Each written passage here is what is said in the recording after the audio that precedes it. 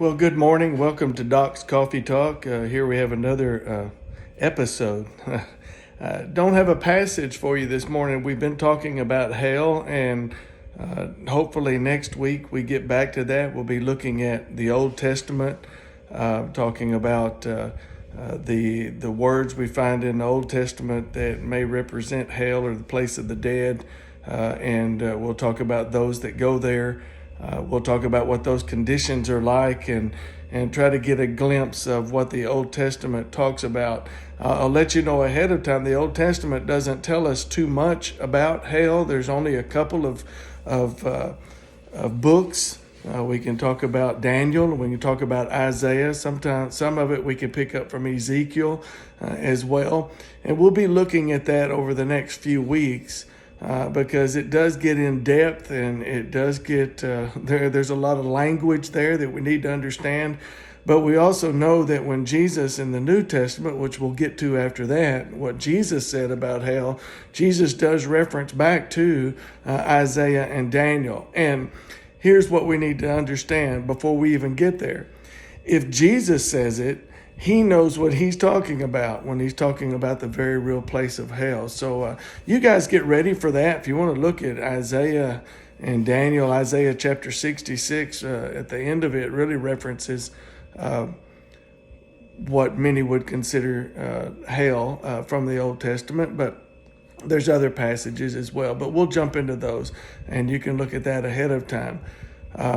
You're looking behind me at just blank walls, and it's a sad time for us, but it's also an exciting and peaceful, happy time as well, because we know we're doing what God wants us to do. This is our last week at Calvary Baptist Church, where we have been for going on 7 years.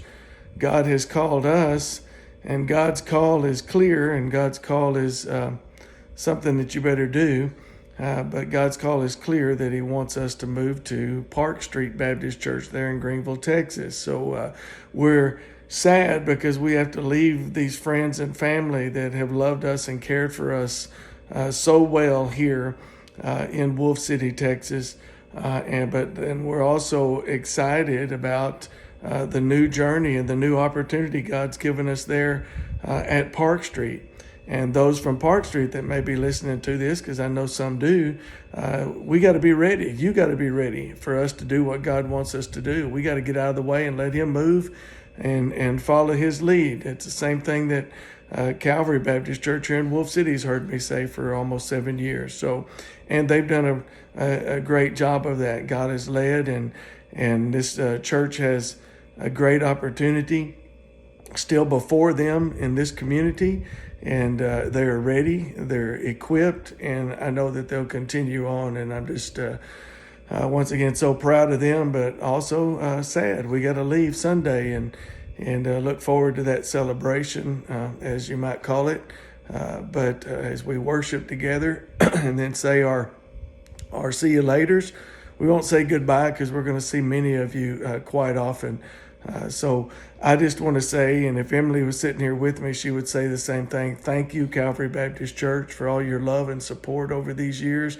And we hope that we can continue with that same love and support for each other as we lift you up in prayer and you lift us up in prayer, and hope to see you from time to time, knowing that God's in control and God is still moving here. You guys keep it up. Keep Calvary Praise going.